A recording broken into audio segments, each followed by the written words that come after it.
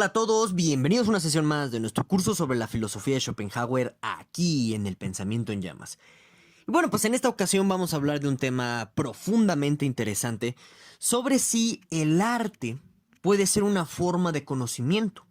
Y concretamente pues nos vamos a meter a la consideración que tiene Schopenhauer con respecto al arte y revisaremos por qué para Schopenhauer sí es una respuesta afirmativa el que el arte sea una forma de conocimiento. En concreto, lo vamos a checar de las objetivaciones de la voluntad, es decir, de lo que él llama las ideas. Y en este sentido, pues es una forma de conocer detrás de bambalinas cómo la voluntad está actuando o cómo está comportándose en nuestra realidad. Lo vamos a checar. Y bueno, ya para cerrar esta breve introducción, me gustaría nada más decirles que a modo de bibliografía, pues les recomiendo muchísimo el libro que pueden ver en pantalla para todos aquellos que quieran seguir explorando más pues la temática que vamos a discutir a continuación.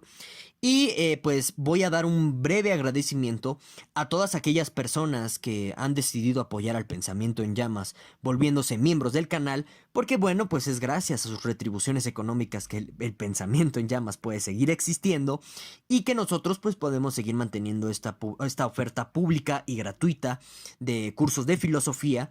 También agradezco a todas aquellas personas que en los directos del canal pues dan aportaciones a través de superchats y demás, porque bueno, pues es gracias a sus donaciones que el Pensamiento en Llamas también puede seguir existiendo. Entonces muchísimas gracias a todos aquellos que dan donativos a través del superchat y también agradezco a aquellos que le han dado continuidad y seguimiento a las sesiones de este curso sobre la filosofía de Schopenhauer, porque pues por supuesto, si ustedes no vieran los videos, pues hacer este curso no tendría el menor de los sentidos. Bueno, entonces, primero que nada, debemos de partir de nuevo de las consideraciones más básicas, que ya hemos analizado en otras sesiones, ¿de acuerdo? Recuerden ustedes que para Schopenhauer solamente existe una única voluntad que se objetiva de diferentes maneras, no ella por sí misma, sino que es nuestro entendimiento la que al colocar al colocar conceptos y en sentido estricto el principio de razón suficiente, es cuando objetivamos la voluntad y en esta objetivación pues la voluntad se va presentando en la realidad a través de grados cada vez más diferenciados, cada vez más individuales, hasta que pues llegamos a las cosas más concretas. Digamos que esa es la explicación genérica que ya hemos detallado en otras sesiones con mayor profundidad de cómo para Schopenhauer está funcionando la objetivación de la voluntad, ¿de acuerdo? Y bueno, también mencionamos en otras sesiones cómo para Schopenhauer existen al menos dos tipos de conocimientos, por así decirlo, privilegiados, que tienen que ver con el conocimiento de la realidad. Por un lado, teníamos el conocimiento, según el primer principio, de la cuádruple raíz del principio de razón suficiente, que tiene que ver con el conocimiento de la cosa o de los objetos según la causalidad, y en este sentido obtendríamos un conocimiento abstracto, científico, si ustedes le quieren llamar así, de las cosas, ¿de acuerdo? Pero Schopenhauer habla a su vez en conformidad a las otras raíces del principio de razón suficiente, que tenemos otras formas de conocer la realidad. Una de ellas es lo que él llama como conocimiento intuitivo, que es un tipo de conocimiento que comparten los animales, que, bueno, pues les permite en algún sentido entender la causalidad de los fenómenos de la realidad, y es gracias a este entendimiento que los animales más o menos, dependiendo de la especie, etcétera, se pueden mover con funcionalidad en el mundo, ¿de acuerdo? Y digamos que esto lo analizamos cuando vimos la cuestión o la consideración de la identidad del cuerpo y la voluntad en Schopenhauer. Digamos que es gracias a este conocimiento intuitivo que, según Schopenhauer, nosotros podemos conocer la voluntad a partir de, pues, del conocimiento de nuestro cuerpo, es decir, de considerar a nuestro cuerpo como objeto inmediato de la sensibilidad y de nuestra relación en sentido estricto con el mundo, ¿de acuerdo? Esto ya lo tratamos en otras sesiones, lo estamos retomando aquí para ubicar otra vez el tema del arte en tanto forma privilegiada de conocimiento para Schopenhauer. Digamos que Estas dos formas de conocimiento que acabamos de detallar, la de el conocimiento abstracto de los fenómenos en donde se aplica el principio de razón suficiente, y la forma de conocimiento intuitivo, todavía está mediando en cierta forma y en cierto sentido, en sentidos diferentes que ya especificamos en otros videos, el principio de razón suficiente, ¿de acuerdo? Esto es algo importante entenderlo. Sin embargo, con respecto al arte, a la representación artística, no hay no se está representando a la realidad mediante el principio de razón suficiente. Según Schopenhauer, lo que hace el arte es contemplar a las ideas, a las objetivaciones más elevadas de lo que es esto llamado como cosa en sí o voluntad. ¿Qué quiere decir todo esto?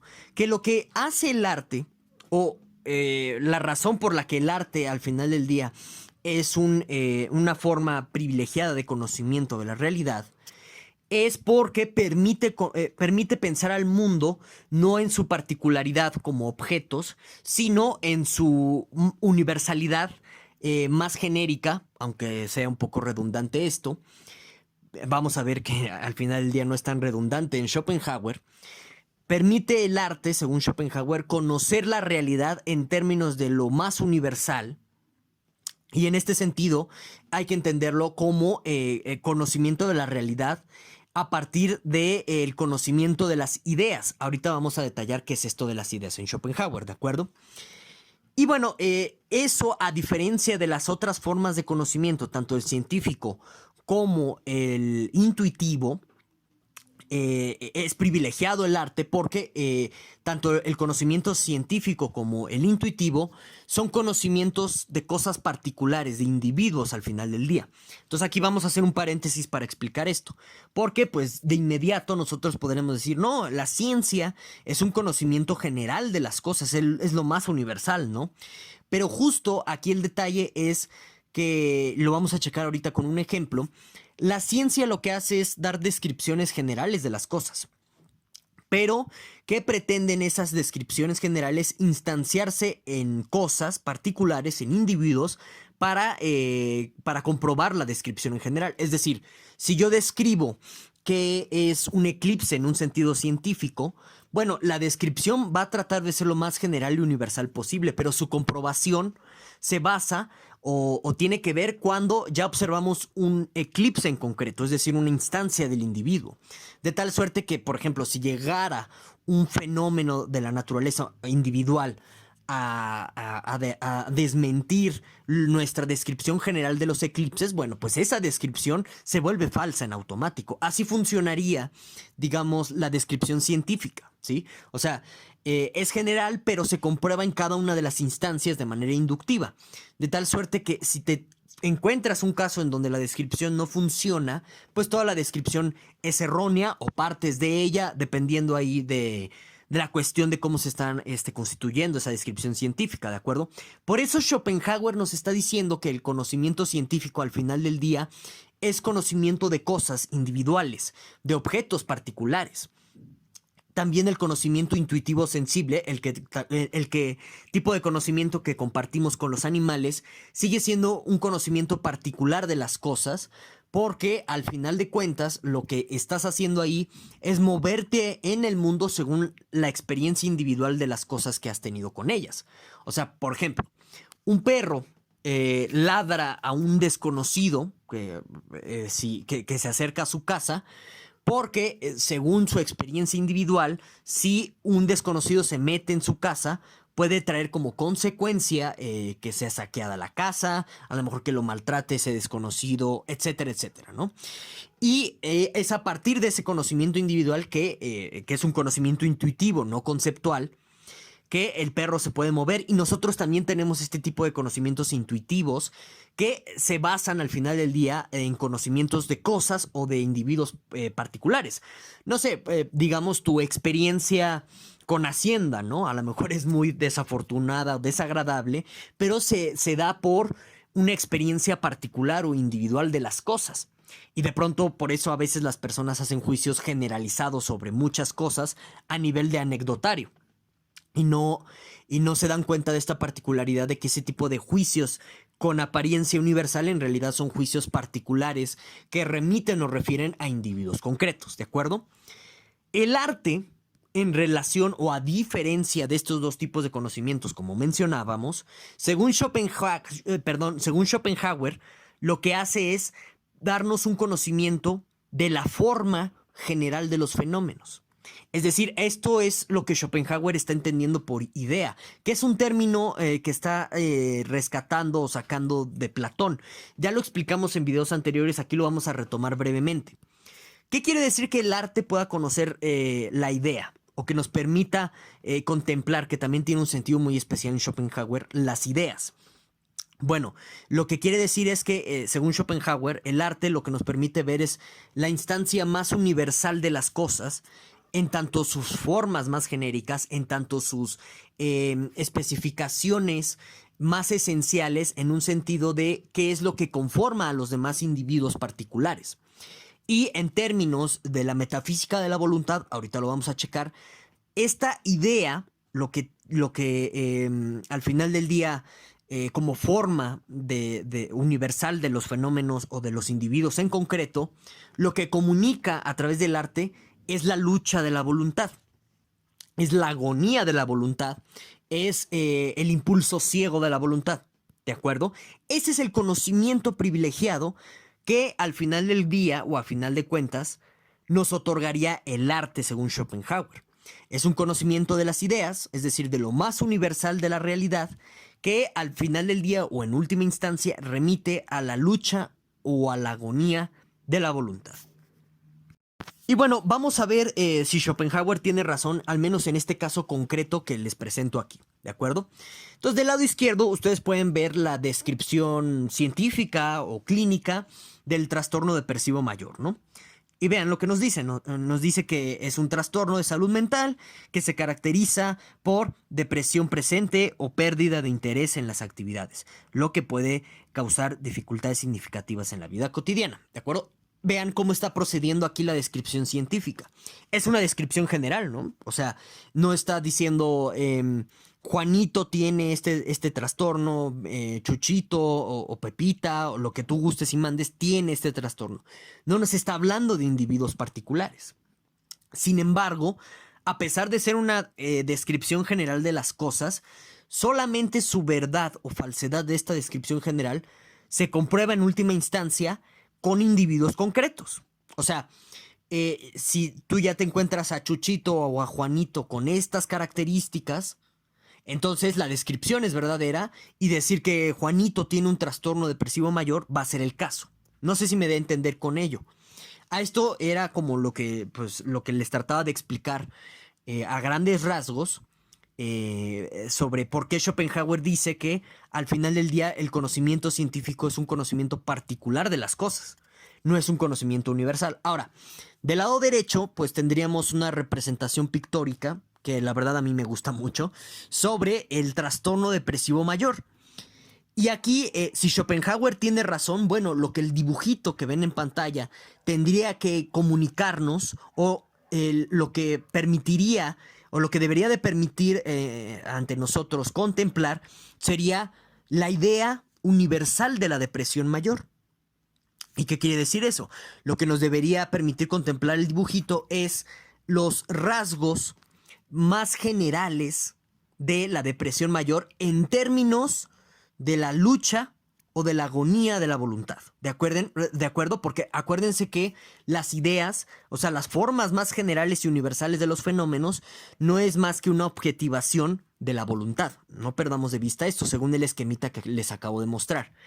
Entonces, el dibujito nos debería permitir, como forma de arte, contemplar la idea, la idea más universal del trastorno depresivo mayor. Nos debería, en este sentido, como les comentaba, permitir conocer la agonía o la lucha de la voluntad. Y entonces tú ves el dibujo y por supuesto que puedes contemplar esa agonía o esa lucha de la voluntad por persistir, por seguir adelante a pesar del trastorno psicológico en sí, del cual estamos refiriéndonos o remitiéndonos a nivel simbólico con el dibujo, ¿de acuerdo?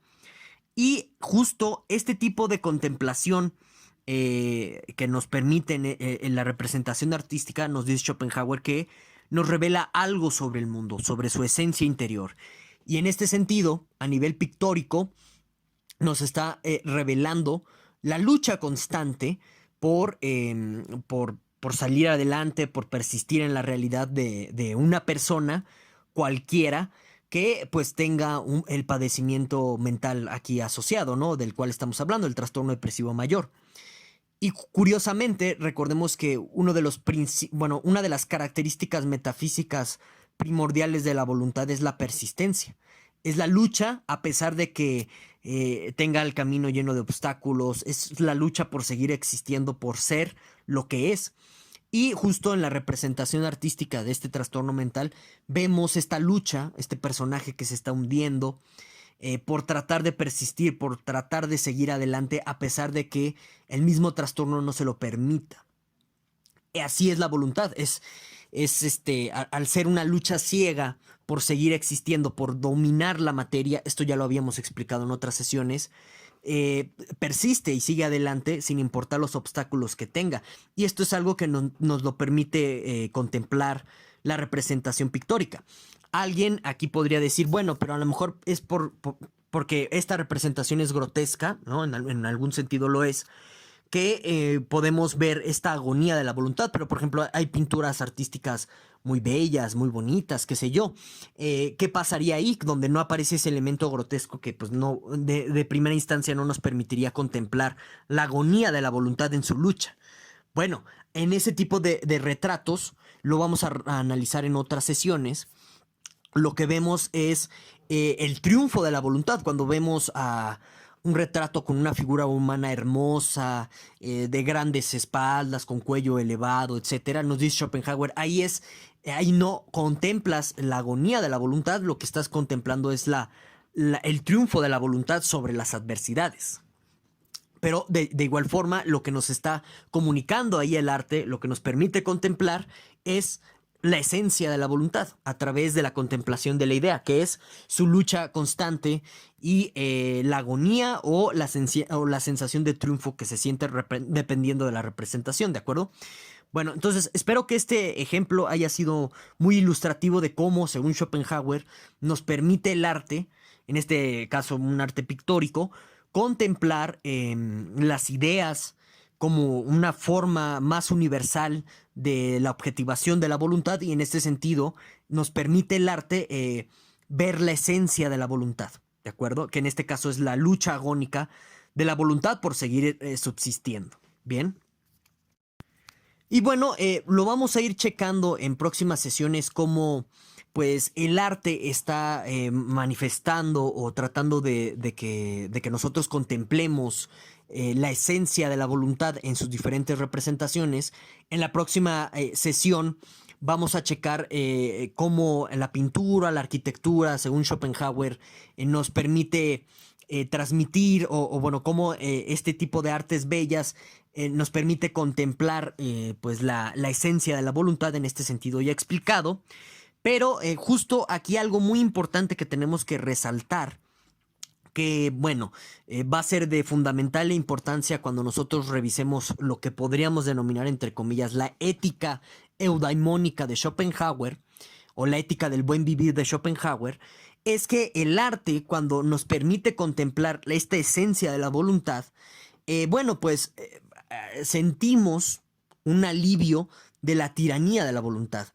Y en este sentido encontramos una relación con la filosofía védica, porque según Schopenhauer, cuando contemplamos en el arte la esencia de la voluntad, pues estamos disolviendo nuestra individualidad, porque estamos contemplando en primera instancia algo universal, y también porque estamos comprendiendo el absurdo de la existencia, el absurdo de vivir, el absurdo de la lucha agónica de la voluntad o del triunfo de la voluntad en la representación. Y en este sentido, lo que vemos o lo que podemos sentir es una disolución del yo. Lo vamos a explicar más adelante en próximas sesiones. Pero en este sentido, curiosamente, Schopenhauer ve en especial, con especial interés el arte neerlandés del siglo de oro. Aquí pueden ver una pintura que a mí en lo personal me agrada bastante. Es de Peter Claeszow, no sé si lo estoy pronunciando bien, que se titula Vanidad, ¿no? Vanitas. Entonces, ahí, de nuevo, por ejemplo, en este tipo de arte pictórico, del cual se está inspirando Schopenhauer para, al menos en la pintura, hablar en este sentido, como el ejemplo anterior que les acabo de mostrar, para hablar de cómo la pintura permite contemplar la lucha agónica o la lucha victoriosa o triunfal que no tiene sentido de la voluntad, ¿no? Ahí pueden ver un cráneo desolado, sobre papeles, sobre instrumentos que la gente cotidianamente de ese entonces consideraba muy importantes y relevantes, y ahí lo que muestra es lo vano de todos esos esfuerzos. La lucha inútil de la voluntad nos permite contemplar esta pintura que pueden ver en pantalla, ¿no? Por ejemplo. Bueno, claramente aquí la gran interrogante que surge sería lo siguiente. ¿Cómo sabemos cuando de hecho una obra de arte sí nos está permitiendo contemplar objetivamente, bueno, pues esta esencia de la voluntad? ¿Y cómo sabemos que eso no se puede confundir con el placer estético, con el placer voluptivo, según los diferentes tipos de artes bellos que hay? ¿De acuerdo? Esa es la gran interrogante que se abre a partir de lo que venimos exponiendo. Esto lo vamos a tratar en el video de la próxima semana. Vamos a ver cómo Schopenhauer da un criterio para diferenciar entre placer estético y placer voluptivo y el tipo de y de esta forma pues ya tienes el criterio para saber si estás contemplando realmente la voluntad a través de una obra artística según los diferentes tipos de obras de artes bellas que hay. Y bueno, pues por mi parte esto sería todo. Espero que les haya gustado el video de esta sesión. No olviden dejarme en la caja de los comentarios todas sus dudas, inquietudes y demás que tengan. Nos vemos hasta la próxima semana.